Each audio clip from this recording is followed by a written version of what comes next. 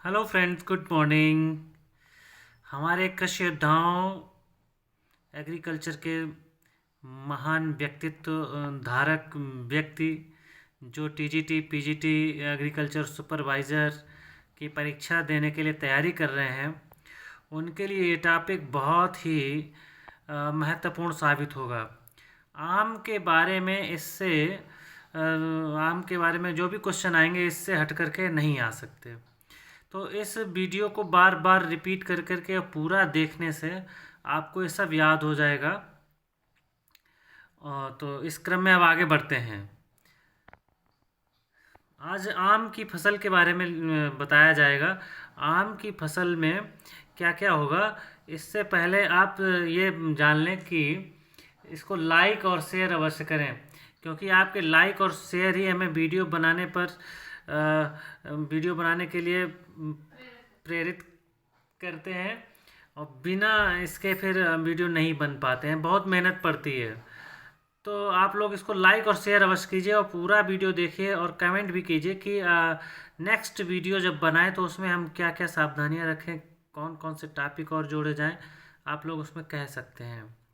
तो आज बात करते हैं आम की।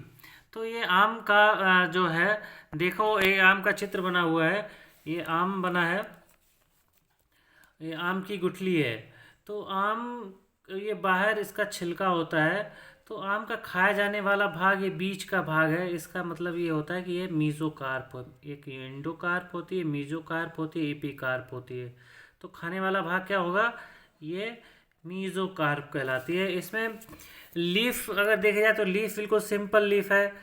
तो इसमें कैसी पत्तियां पाई जाती हैं, तो सिंपल लीफ पाई जाती हैं। और ये एक कैसा फ्रूट है, नेशनल फ्रूट ऑफ इंडिया, जैसे कहते हैं भारत का राष्ट्रीय फल है। दूसरा, इसको फलों का राजा भी कहा जाता है। तो मैंगो की बात करते हैं। मैंगो का वानस्पतिक नाम मैंगीफेरा इंडिका है और ये फैमिली एनाकार्डियेसी से संबंधित है। इसमें गुणसूत्रों की संख्या जो होती है, द्विगुणित गुणसूत्र संख्या 40 होती है। अगर इसकी बात करें ओरिजिन प्लेस की, यानी कि उत्पत्ति स्थान, जो बहुत बार आता है कि उसका आम का उत्पत्ति स्थान कहाँ पर है, तो आम का उत्पत्ति स्थान इंडो बर्मा रीजन में आता है। अगर पूछा जाए कि क्वेश्चन बहुत बार आता है कि आम का फल का प्रकार क्या है, तो फ्रूट टाइप ऑफ मैंगो, तो ये ड्रूप फल है। एडिबल पार्ट यानी कि खाने योग्य भाग मीजोकार्प है, आपको पहले ही बताया जा चुका है। अच्छा, अब इसके परागण की बात करते हैं कि आम में परागण कैसा पाया जाता है। तो ये एक हाईली क्रॉस पॉलिनेटेड क्रॉप, यानी कि इसमें पर परागण बहुत होता है। और इससे पर परागण जो है घरेलू मक्खी यानी कि हाउस फ्लाई करती है। अब प्रोडक्शन की बात करते हैं। तो अगर आम के प्रोडक्शन की दृष्टि से देखा जाए तो विश्व में सबसे ज़्यादा आम भारत में पैदा होता है। और अगर भारत में बात करें तो भारत में सबसे ज़्यादा आम कहाँ पैदा होता है, तो वो उत्तर प्रदेश। उत्तर प्रदेश का मलियाबाद बेल्ट जो है आम उत्पादन में सबसे अच्छी मानी जाती है। तो मलियाबाद क्षेत्र जो है आम आम के प्रोडक्शन के लिए बहुत ही अच्छा माना जाता है। पूरे विश्व में ऐसी जलवायु कहीं नहीं पाई जाती है, इसलिए यहाँ का आम विश्व प्रसिद्ध है, एक्सपोर्ट किया जाता है।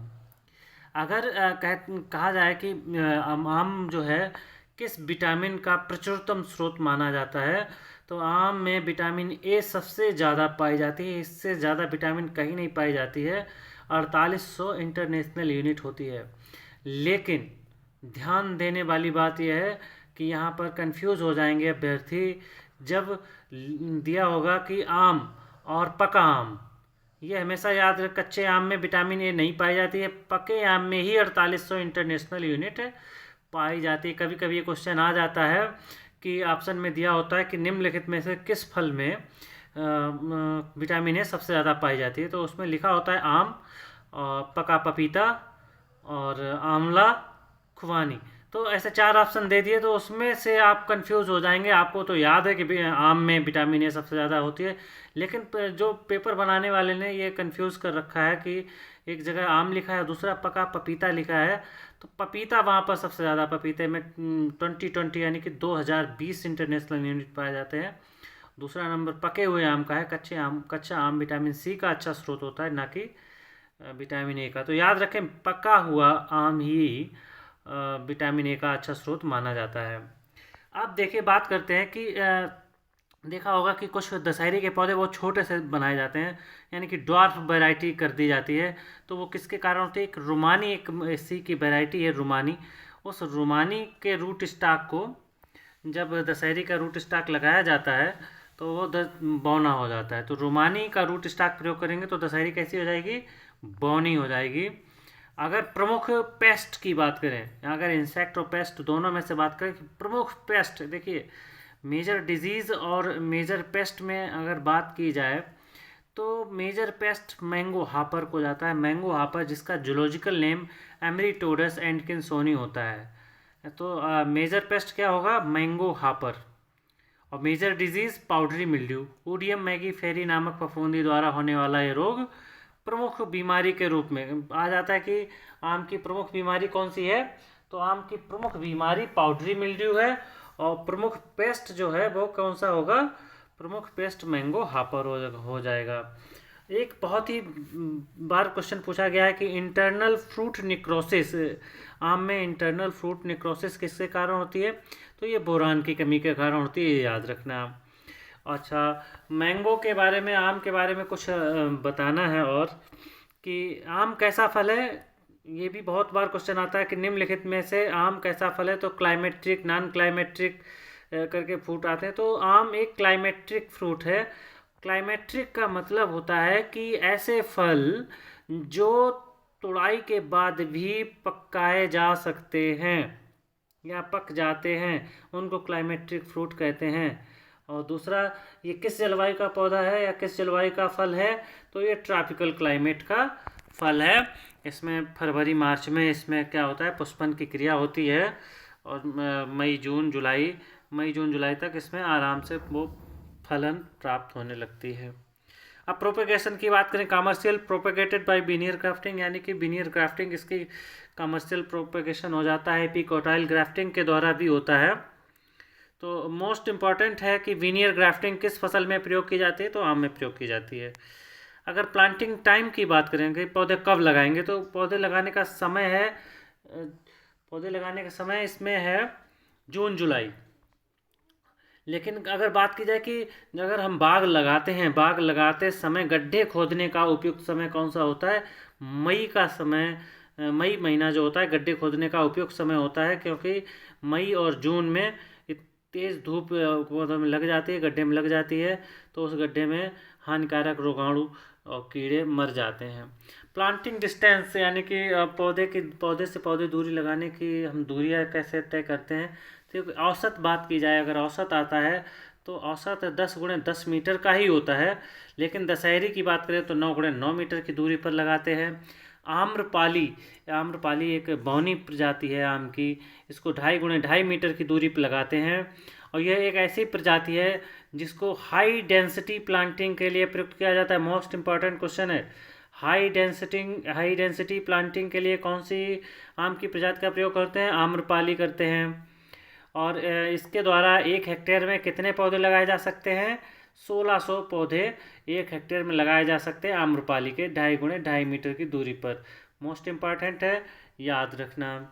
अब बात करते हैं कि इसकी कुछ वैरायटी हैं, उनके गुण जो बहुत बार एग्ज़ाम में पूछे जाते हैं कि क्या क्या गुण हैं। जैसे अल्फांसो आम की बहुत इंपॉर्टेंट वैरायटी है। ये एक एक्सपोर्टेड वैरायटी कहलाती है, एक्सपोर्ट करने के लिए सबसे अच्छी मानी जाती है अल्फांसो वैरायटी। और लेकिन इसमें एक समस्या होती है कि इसमें स्पंजी टिश्यू नामक रोग लग जाता है कि अंदर जो आम का होता है वो स्पंज जैसा हो जाता है, उसका स्वाद चला जाता है। लेकिन बहुत अच्छी एक्सपोर्टेड वैरायटी के नाम से जानी जाती है, ऐसा पूछा जाता है क्वेश्चन पेपर में। चौसा आम की प्रजाति है जो स्वीटेस्ट, यानी कि सबसे मीठी प्रजाति चौसा है। लेकिन ये लेट वैरायटी है, अपने यहाँ की लेट वैरायटी है। दूसरा है बैगनपल्ली आम की किस्म है जो आंध्र प्रदेश की एक कमर्शियल वैरायटी है। आंध्र प्रदेश की प्रसिद्ध कमर्शियल वैरायटी कौन सी है? बैगनपल्ली। बम्बई ग्रीन या बम्बई हरा, तो इसके बम्बई हरा ये जो प्रजाति है ये एक बहुत ही अर्ली वैरायटी है अपने उत्तर भारत की। उत्तर भारत की बात करें कि निम्नलिखित में से उत्तर भारत की अर्लीस्ट यानी कि बहुत शीघ्र पकने वाली प्रजाति कौन सी है, तो उसमें बॉम्बे ग्रीन या बॉम्बे हरा कहेंगे। तो एक बार क्वेश्चन आते हैं ऐसे ही कि कौन सी प्रजाति किस क्षेत्र में प्रसिद्ध है, तो ऐसी अगर बात करें केसर, केसर प्रजाति गुजरात की एक प्रसिद्ध वैरायटी है और प्रोसेसिंग के लिए बहुत अच्छी मानी जाती है कि गुड प्रोसेसिंग क्वालिटी। और किसके पास है, केसर है जो प्रसिद्ध है गुजरात में। लंगड़ा, एक लंगड़ा प्रजाति है, एक टर्पेंटाइन फ्लेवर, तारपीन का स्वाद देखा होगा। पूछा जाए कि तारपीन का स्वाद किस फसल में, किस आम की प्रजाति में मिलता है, तो वो लंगड़ा में टर्पेंटाइन फ्लेवर या तारपीन वाला फ्लेवर मिलता है। अगली वैरायटी की बात करें निरंजन, तो निरंजन एक ऐसी वैरायटी है जिससे ऑफ सीजन वैरायटी, कोई पूछ दे कि ऑफ सीजन वैरायटी आम की कौन सी है, तो निरंजन है। निम्नलिखित में से ऑफ सीजन वैरायटी आम की कौन सी है, तो ऑप्शन दिए होंगे तो उसमें निरंजन आपको लगाना होगा। इसमें निरंजन के फल जो है अक्टूबर में प्राप्त होने लगते हैं, जबकि गर्मियों में हम लोग खाते हैं आम, और निरंजन के खाने हैं तो अक्टूबर में खा सकते हैं। अगली वैरायटी नीलम। नीलम वैरायटी की खासियत ये है कि ये दूर तक ले जाने के लिए उत्तम मानी जाती है, लॉन्ग ट्रांसपोर्टेड वैरायटी है नीलम। और नीलम की प्रजाति की एक ये भी बात है कि साल में इससे 2 बार फलत ले सकते हैं, यानी कि 2 बार फल ले जा सकते हैं नीलम वैरायटी से। मोस्ट इम्पॉर्टेंट है, याद रखना कि सब एक वर्ष में 2 बार फसलें किससे ली जा सकती हैं, वो है नीलम। अब बात करते हैं कुछ हाइब्रिड आम की हाइब्रिड है, उनके पेरेंट पूछ दिए जाते हैं कि उनके पेरेंट क्या हैं, तो उनको कैसे याद रखना है इस पर बात करते हैं। तो पहला हाइब्रिड है अर्का अनमोल। तो अर्का अनमोल अल्फांजो और जनार्दन पसंद के बीच में क्रॉस करके तैयार किया गया है। अर्का अनमोल बराबर अल्फांजो इंटू जनार्दन पसंद। अब इसको याद कैसे करेंगे, AAJ इस तरह से याद कर लेंगे, AAJ मतलब अर्का अनमोल अल्फांजो इंटू जनार्दन पसंद। इसी तरह से अर्का अरुणा बैगनपल्ली इंटू अल्फांजो, अर्का अरुणा बराबर बैगनपल्ली इंटू अल्फांजो। तो इसको ABA करके याद कर लें, अर्का अरुणा बराबर बैगनपल्ली इंटू अल्फांजो। अब अर्का पुनीत की बात करते हैं, तो अर्का पुनीत की बात करें तो ये क्या है, उल्टा है बिल्कुल, अर्का अरुणा का उल्टा अर्का पुनीत है। तो इस तरह से याद कर लें, इसको दोनों याद नहीं करने, ऐसे याद करने कि अर्का अरुणा का उल्टा अर्का पुनीत है। तो अर्का अरुणा में बैगनपल्ली इंटू अल्फांजो था, तो अर्का पुनीत में क्या होगा, अल्फांजो इंटू बैगनपल्ली हो जाएगा। तो इसी तरह आगे रत्ना, अब आप सीख गए तो शार्ट में ही लिखा है पूरा, रत्ना बराबर RNA का मतलब होता है R से Ratna, Neelam into Alphonso, RNA बराबर R बराबर Neelam into Alphonso. Amrapali ADN, तो ADN मतलब A बराबर DN, तो Dashehari into Neelam. Sindhu SRA, Sindhu Ratna into Alphonso, R का मतलब Ratna into Alphonso. Mallika MND, Mallika माने मल्लिका और Neelam into Dashehari. Sai Sugandha most important है, इस बार आना निश्चित है, इसका निश्चित क्या मोस्ट इंपॉर्टेंट है। साई सुगंधा वैरायटी तोतापरी और केसर के मध्य क्रॉस करके बनाया गया है। और एक चीज़ याद रखें, मल्लिका ऐसी वैरायटी है जो जिसमें सबसे ज़्यादा विटामिन कंटेंट पाए जाते हैं, चाहे किसी भी प्रकार की विटामिन हो, सबसे ज़्यादा पाए जाते हैं मल्लिका में। तो मित्रों ये रहा हमारा पूरा आज का चैप्टर रहा, इसमें कीड़े नहीं हैं, कीट और बीमारियों का ज़्यादा उल्लेख नहीं हो पाया है, तो उसके लिए आप बहुत ज़्यादा इसको प्रमोट कीजिए, सब लोग मिल कर के, आप लोगों के लिए ये सब बना रहे हैं, तो इसको जब तक आप प्रमोट नहीं करेंगे इसमें तब जब तक बढ़िया वीडियो और भी बनाए जा सकते हैं ऐसे कि इसमें से कुछ भी बाहर से नहीं आता है और ना ही आएगा। तो कोशिश कीजिए, तो अच्छे से अच्छे वीडियो बनाएंगे आपके लिए। इसको पूरा देखें और 2-3 बार देखेंगे तो लिखने की ज़रूरत नहीं पड़ेगी, 2-3 बार देखें और डाउनलोड कर लें और इसको तैयार कर लें।